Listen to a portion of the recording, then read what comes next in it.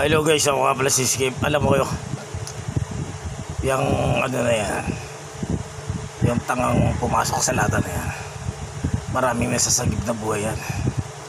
Yan ang tunay na pangyayari. O diba? Baka naman yung taon, alam mo na. O diba? Yan ang tunay na pangyayari. O diba? Sa lahat ng mahirap, pasinin nyo, diba? Yung pagkain ganyan, yan ang nakakatulong sa kanila mag-survive, diba? Para gawin lahat ng dapat gawin para mabuhay, diba?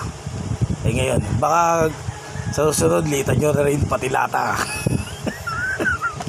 Ibig sa ganito na lang.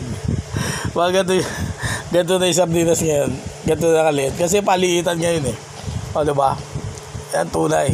Ang alam ko lang lumilit si Junjun, diba? Hindi yung mga product, okay? Ito hindi sa advertising to sa totoo lang Pero kung may konsensya yung taon, okay na yan, di ba? Yung taon, baka naman.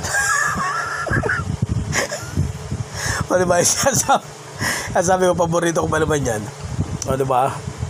Kaya lang di ako makabili. Kasi ano eh, yung ano kasi, yung pera kasi coins eh. Nahiya ko eh. O di ba?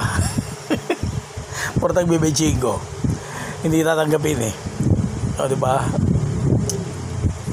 Magagalit ka ba YouTube? Eh kung pinapakita ko lang yung ulam ko ngayon. O diba? Masarap yan guys. Sa totoo lang, pwede nyo haluan ng ano yan, ng udong. Pwedeng haluan nyo ng itlog. Maraming gamit yan eh.